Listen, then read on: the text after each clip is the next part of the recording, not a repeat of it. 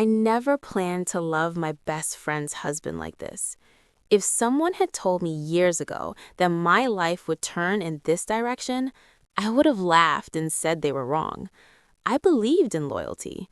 I believed in lines you never cross. I believed that some things were simply not meant for you, no matter how lonely you felt. But life does not always ask for permission before it changes you. Greetings, dear listeners. Before I begin my story, I ask you to support this channel. Please subscribe and hit the like button. It helps stories like this be heard. And write in the comments what city or country you are listening from. It always warms my spirit to see how many of us there are. And now, enjoy the story. I never planned to love my best friend's husband like this. If someone had told me years ago that my life would turn in this direction, I would have laughed and said they were wrong. I believed in loyalty. I believed in lines you never cross. I believed that some things were simply not meant for you, no matter how lonely you felt. But life does not always ask for permission before it changes you. I remember the first night I admitted the truth to myself. I was sitting alone in my living room, the lights turned low, the sound of the clock louder than my own breathing. My phone was face down on the table. I did not want to look at it. I already knew what message was waiting there, and I already knew how my heart felt about it. That was the night I understood that I had lost something important. Maybe my peace, maybe my innocence, maybe my place in someone else's life forever. Before all of this, my life was simple in a quiet way. I was not rich. I was not unhappy either. I had my small house, my job that paid the bills, and my routines that made the days feel safe. I woke up early. I made my coffee the same way every morning. I went to work, came home, and watched old shows in the evening. I had friends, but only one person truly knew me. Her name was Elaine. Elaine and I met more than 20 years ago. We were young then, both trying to figure out who we were and where we belonged. We worked at the same place for a short time, and somehow we just stayed. Even when jobs changed and lives moved forward, our friendship did not. She was the kind of friend who remembered everything. Birthdays, little stories, old jokes. She knew when I was pretending to be strong and when I was actually okay. I trusted her in a way I never trusted anyone else. When Elaine married David, I stood beside her in a pale blue dress, holding flowers and smiling so hard my cheeks hurt. I meant that smile. I was happy for her. David seemed kind, steady, and respectful. He loved her openly. He listened when she spoke. He made her laugh. At the time, I thought nothing of him beyond that. He was Elaine's husband. That was the whole story. For years, we stayed close. We had dinners together, holidays, long talks over tea that turned into late nights. When Elaine had her children, I was there. When my own life felt empty, I found comfort in their busy home. It felt warm. It felt full. Looking back now, I can see things I did not notice then. Or maybe I noticed them and chose not to name them. David was quiet in a thoughtful way. He listened more than he spoke. When he did speak, it was gentle, careful. He never interrupted.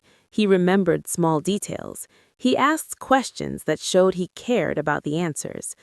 Sometimes Elaine would tease him, saying he lived too much in his head. He would smile and shrug. I would smile too. It all felt harmless.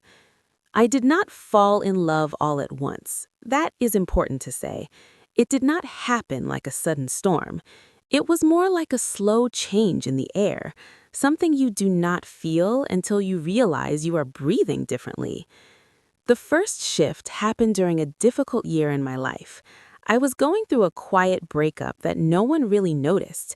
It was not dramatic, no shouting, no scenes, just a long relationship that slowly faded until there was nothing left but habit and disappointment. When it ended, People told me I was strong. They said I handled it well.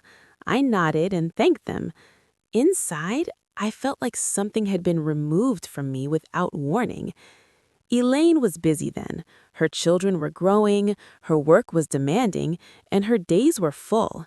She still cared, I know that, but she did not have the same time to sit and listen the way she used to. David did. It started with small conversations, a few minutes here and there, a question asked kindly, a moment of understanding when I spoke about how empty my house felt at night. He never crossed a line. He never touched me. He never said anything wrong.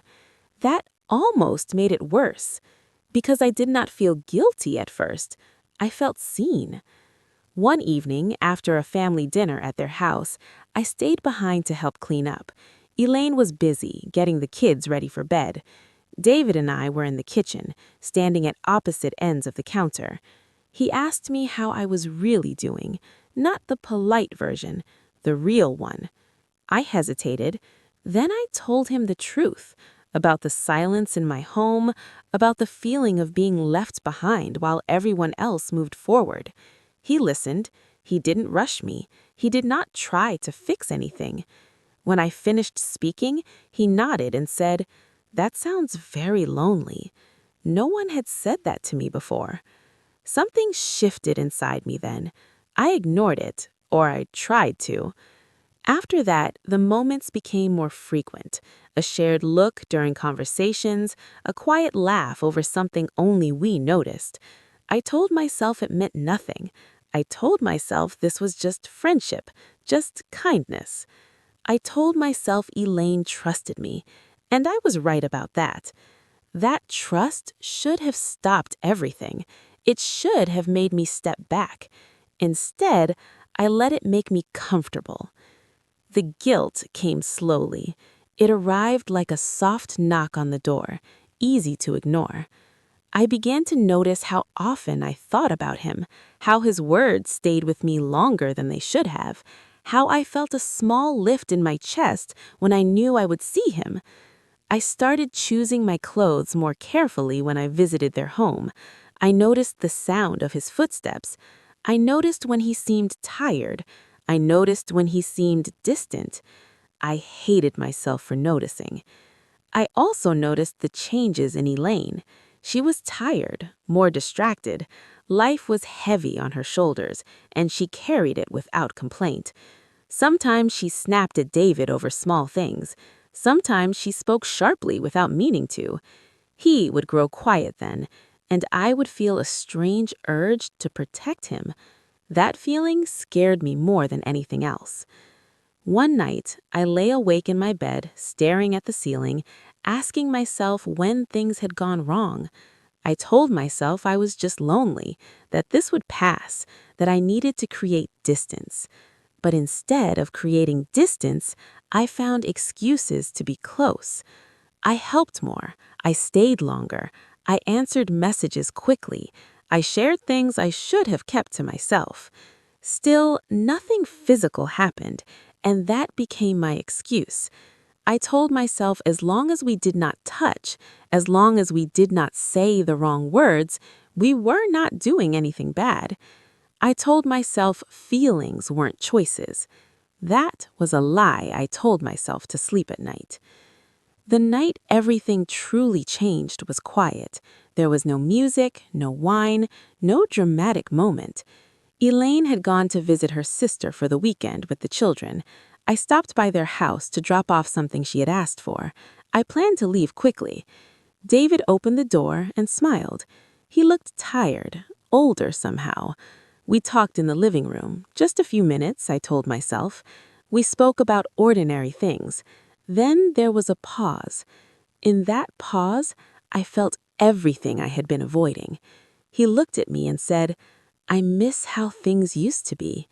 I did not ask what he meant. I knew. I should have left.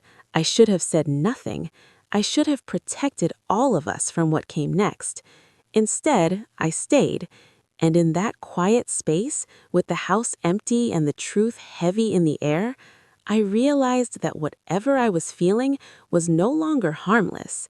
It had a name now, and once something has a name, it's very hard to pretend it doesn't exist. After that evening, nothing felt the same again. I went home with my chest tight and my thoughts loud. I told myself I had imagined the weight of his words. I told myself he could have meant anything. But my heart did not believe those excuses. The next few days passed slowly. I tried to distract myself with work, with errands, with long walks that led nowhere. Still, his voice stayed with me. The way he had said he missed how things used to be. The way his eyes had held mine just a second longer than normal.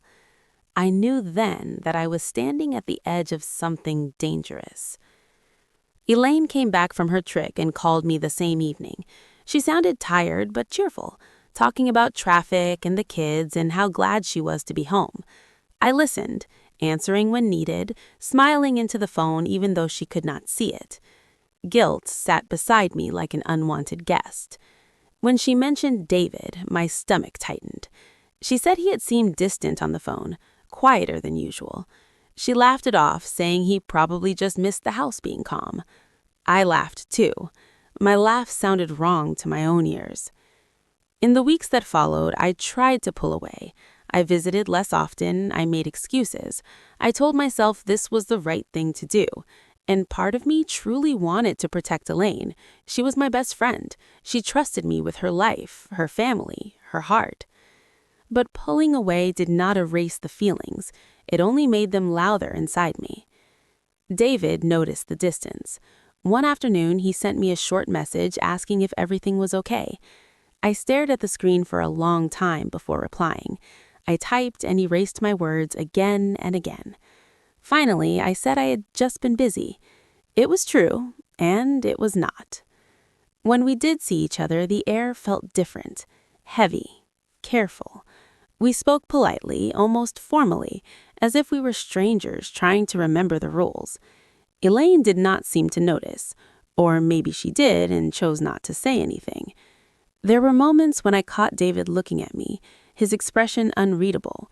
In those moments, my heart raced, and my shame followed close behind. I began to feel split in two. One part of me wanted to run.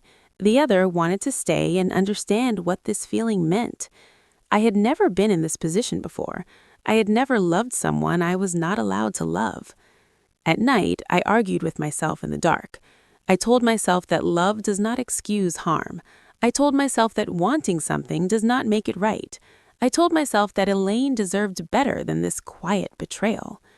And yet, every time my phone buzzed, I hoped it was him.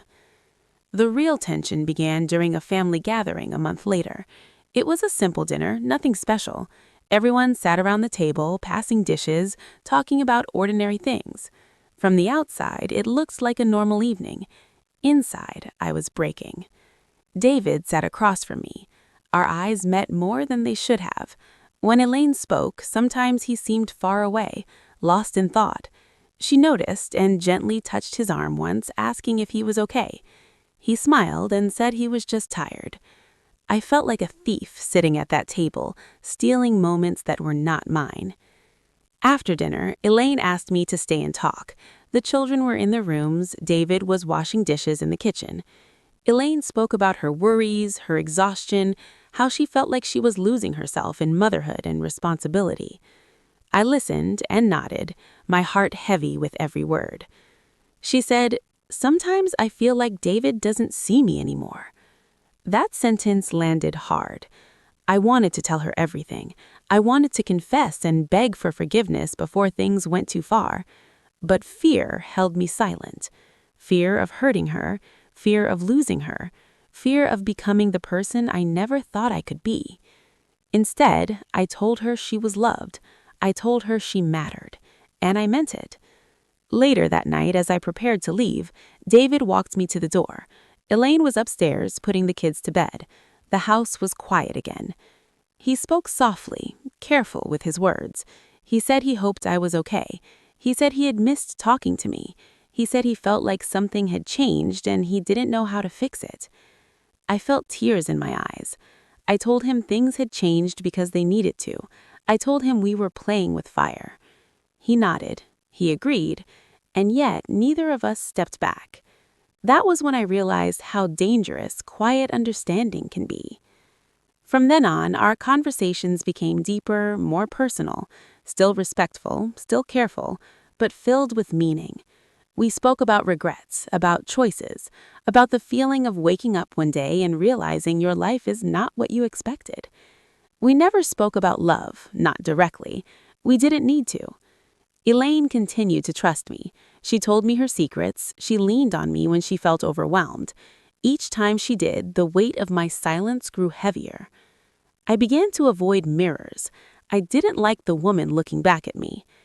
One evening, David and I found ourselves alone again, this time by accident. Elaine had stepped out to pick up something she forgot at the store. She would only be gone for a few minutes, she said. Those minutes felt long. We sat in the living room, the same place where everything had started. We spoke of nothing at first. Then he looked at me with a tired sadness that broke something inside me. He said he felt invisible in his own life. He said he loved his family but felt like he had lost himself somewhere along the way. He said talking to me made him feel understood. I wanted to tell him to stop. I wanted to tell him he was not allowed to feel this way with me. Instead, I listened. That listening became my greatest failure. When Elaine returned, we went back to being who we were supposed to be, friends, family, safe.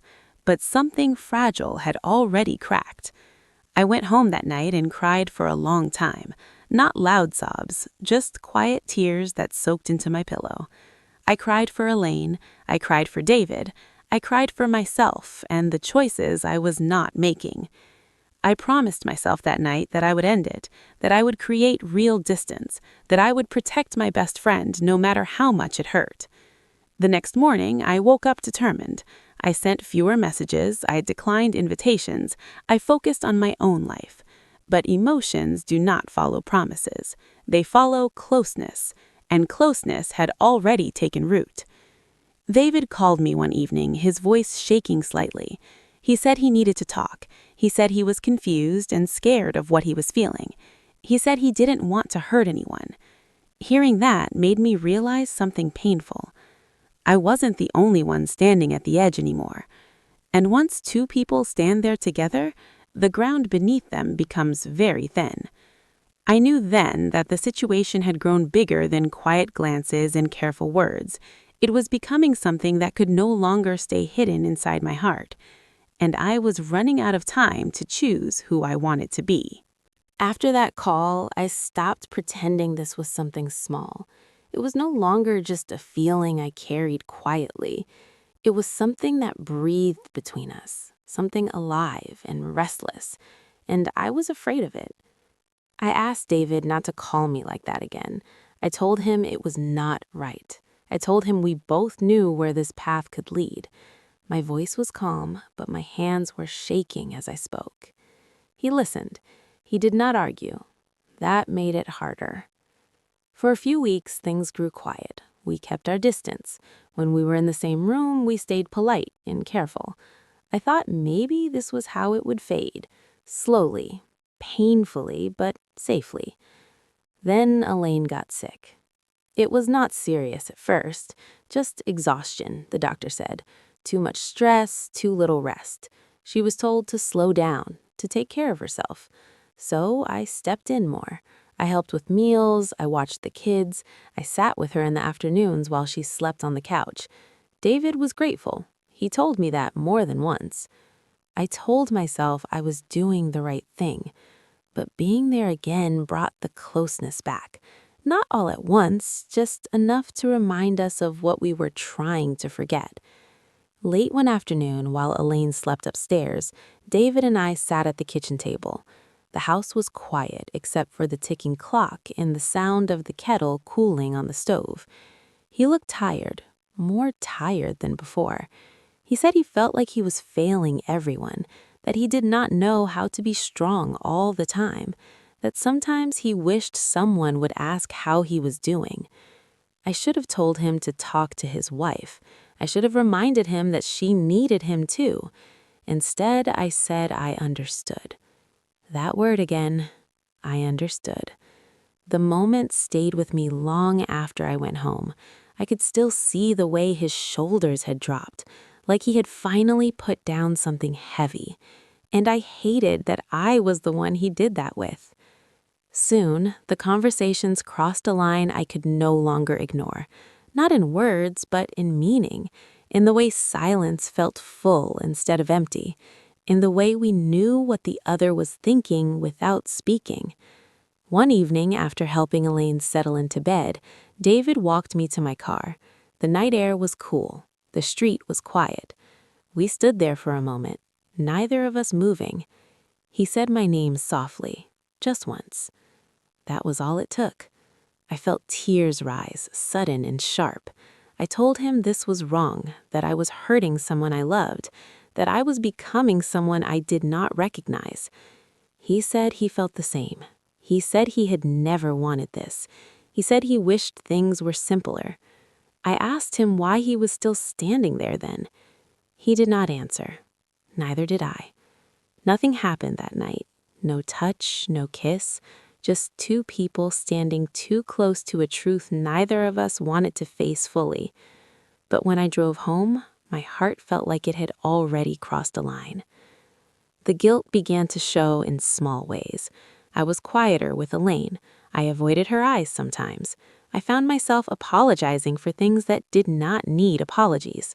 She noticed. One afternoon, she asked me if I was upset with her. I told her no. I told her she was imagining things. I smiled. She smiled back, relieved. That smile haunted me. At night, I replayed every moment in my head. I told myself I would end it, that I would say goodbye to David and walk away before real damage was done. But every time I imagined doing that, my chest hurt in a way I did not know how to survive. I began to understand how people make terrible choices while still believing they are good at heart. The breaking point came quietly. Elaine was feeling better by then. Life was returning to normal. One weekend, she took the kids to a birthday party while David stayed home, saying he needed rest. I had no reason to be there, none at all. Still, I went. I told myself I was just checking in. I told myself I would leave quickly. I told myself many things that were not true. The house felt different with just the two of us inside. Too quiet, too open. We talked, at first about small things, then about nothing at all. Finally, he said it out loud. He said he had feelings for me. The words did not shock me. They only confirmed what my heart already knew. Still, hearing them made my stomach turn. I told him I felt the same. The moment after that confession felt heavy and fragile, like glass. I could hear my own breathing. I could feel my heart beating fast and uneven. I told him this could not happen, that Elaine would be destroyed, that I would never forgive myself. He nodded. He said he knew. He said he hated himself for feeling this way. We sat there in silence, both of us crying quietly. No dramatic gestures, just tears and shame and longing tangled together. When I stood up to leave, he reached out and touched my hand, just briefly, just enough. That touch changed everything. It wasn't passion, it was comfort, and that somehow made it worse. I pulled my hand away and left without looking back. That night, I did not sleep. I lay awake, staring into the dark, knowing that the line I had been trying to protect was no longer intact, even if no one else knew, even if nothing more ever happened.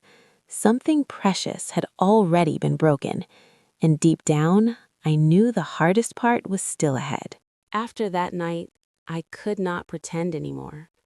Something had shifted inside me, heavy and permanent. I woke each morning with the same tight feeling in my chest, like I was carrying a secret that pressed against my ribs. I avoided their house for a while. I told Elaine I needed space, that I was overwhelmed with work. She understood without question. That made the guilt sharper. David respected the distance at first. No calls, no messages, just silence. I told myself this was good, necessary, the right thing. But silence does not heal everything. Sometimes it only gives your thoughts more room to speak. When we finally saw each other again, it was at a small gathering. Nothing dramatic, just people talking, laughing softly. Elaine looked happier that day, more like herself. That should have brought me relief. Instead, it made everything harder. David and I barely spoke. We stayed on opposite sides of the room, but even without words, the connection was still there. Unspoken, heavy, alive. I could feel it in the way my body tensed when he walked past, in the way my heart jumped when I heard his voice, in the way I had to remind myself to breathe. That night, after everyone left, he sent me a message. Just one line. He said he hoped I was okay. I stared at the words for a long time. Then I replied that I was trying to be. He answered that he was too. That was all it took to reopen the door. Our messages became more frequent, still careful, still quiet, but filled with things we could not say out loud. We talked late into the night, sharing fears, regrets, old dreams we had never spoken to anyone else. I told myself this was emotional weakness, not betrayal. I told myself that as long as nothing physical happened again, I could still fix this. But emotions do not stay neatly contained. One evening, David told me he and Elaine had argued. Nothing big, he said, just the usual things: stress, misunderstandings, silence. He said he felt alone in his own home. I wanted to tell him to fight for his marriage. I wanted to tell him to talk to her, to choose her. Instead, I listened. That was when I realized how deep I had already gone. A few days later, Elaine called me crying.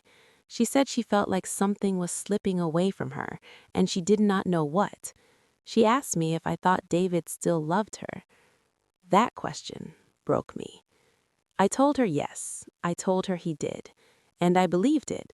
Love does not disappear so easily, but it can become confused, twisted by silence and unmet needs. She thanked me for being honest. She said she didn't know what she would do without me. After that call, I sat alone in my kitchen for a long time. I felt like I was standing between two lives, holding something fragile in each hand, knowing that no matter what I did, something would shatter. The breaking moment came on an ordinary afternoon. Elaine had asked me to stop by while she ran errands. David was home, working from the dining table. I told myself I would stay only a few minutes. We talked quietly, about nothing important: the weather, the house, small repairs that needed to be done. Then he looked at me and said he could not keep doing this, that the pretending was tearing him apart, that he felt like he was lying every time he looked at his wife. I told him I felt the same, that I hated myself for what we had become. We stood there, facing each other, the air thick with everything we had avoided. He asked me what I wanted. No one had asked me that before. I opened my mouth to answer, but the words would not come, because the truth scared me. Before I could stop myself, I cried. Quietly, completely. The kind of crying that comes from exhaustion, not drama. He stepped closer, not touching me at first, just close enough that I could feel his presence. I should have stepped back. Instead, I leaned forward. The kiss was gentle, almost hesitant. There was no rush, no hunger, just two broken people finding comfort in the wrong place. The moment our lips touched, I knew everything had changed. We pulled away quickly, both of us breathing hard, eyes full of regret even before the moment ended. I whispered that this could not continue. He nodded. He agreed. He said we had crossed a line we could never uncross. I left immediately. I did not look back. I drove home with tears blurring the road, my hands shaking on the steering wheel. That night, I sat on my bed and faced the truth I had been avoiding. I was no longer just a woman with feelings she could not control. I was a woman who had betrayed her best friend. No excuses could soften that. The next morning, I woke with a strange calm, the kind that comes when you know something terrible must be faced. I knew I had two choices.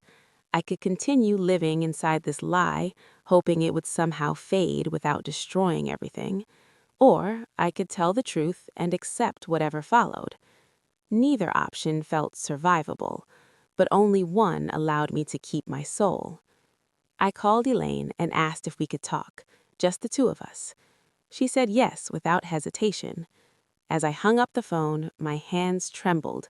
My heart felt heavy but clear. For the first time in months, I knew what I had to do, even if it cost me everything. Elaine came over that evening. She brought nothing with her, not even her purse. She smiled when I opened the door, the same familiar smile I had seen for years. That smile almost made me change my mind. We sat in the living room, the same couch where she had laughed, cried, and shared her life with me so many times before. I offered her tea. She said yes. My hands shook as I poured it. For a moment, we talked about ordinary things, the kids, work, nothing important. The silence underneath those words was loud. Finally, she looked at me and asked why I sounded so serious on the phone. I took a deep breath. I told her there was something I needed to say, something difficult, something I should have said a long time ago. She nodded slowly. She trusted me enough to wait. I did not start with excuses. I did not start with explanations. I started with the truth. I told her that I had crossed a line. I told her that I had developed feelings I never wanted, feelings I had fought and failed to control. I told her about the emotional closeness, the conversations, the moment that should never have happened. I did not describe the kiss in detail. I did not need to. The damage was already there. As I spoke, Elaine's face changed in ways I will never forget. Confusion first, then disbelief, then a deep, quiet pain that settled into her eyes. She did not interrupt me. She did not raise her voice. She simply listened, holding her cup of tea with both hands as if it were the only solid thing left in the room. When I finished, I told her I was sorry, not the easy kind of sorry, the kind that knows it cannot fix what it broke. The silence that followed was long, heavy, final. Finally, she stood up. She did not shout, she did not cry. That somehow hurt more. She said she needed time. She said she did not know who I was anymore. She said she felt like her world had shifted under her feet. Then she walked to the door and left. I did not follow her. The days after that were the hardest of my life. Elaine did not call. David did not reach out. I did not expect him to. I moved through my days like a shadow. I went to work. I came home. I sat alone in the evenings, listening to the quiet I once complained about. Now it felt deserved. A week later, David called. His voice was broken. He told me Elaine knew everything, that their house felt like a place of strangers, that he hated himself for the pain he had caused. I told him not to call me again. That was the last time we spoke. I knew then that loving someone does not mean choosing them. Sometimes it means walking away so they can face the life they already have. Weeks passed, then months. Elaine and I did not speak. Mutual friends stopped calling. Invitations disappeared. I understood why. I did not blame anyone. Loneliness settled into me like a second skin. But slowly, something else joined it. Understanding. I began to see my choices more clearly, not just the moment I failed, but the many moments before that when I should have protected my boundaries, when I should have stepped back instead of leaning in. I learned that emotional honesty without boundaries can be just as dangerous as physical betrayal. One afternoon, long after the worst had passed, Elaine called. I almost did not answer. Her voice was calm, tired, older somehow. She said she was not calling to forgive me, not yet. She said she was calling because holding on to anger was exhausting her. She said she needed space, but she also needed peace. I understood. I told her I expected nothing from her. She thanked me for telling the truth when I did. She said it would have hurt even more if she had found out another way. That was all. We ended the call gently. I do not know if we will ever be friends again. Some bonds, once broken, do not return to their original shape. They either change or fade away. I still think about David sometimes, not with longing anymore, more with sadness for what we both lost by not being stronger sooner. Mostly, I think about Elaine. I think about trust, about how fragile it is, about how easily it can be damaged by silence, not just actions. If there's one thing I have learned, it's this. Love without boundaries can destroy more than it heals, and loyalty is not proven in moments of temptation, but in the quiet choices we make long before those moments arrive. I live my life more carefully now, more honestly. I listen to my discomfort instead of explaining it away. I carry regret, yes, but I also carry responsibility. And that, in the end, is the only way I know how to move forward.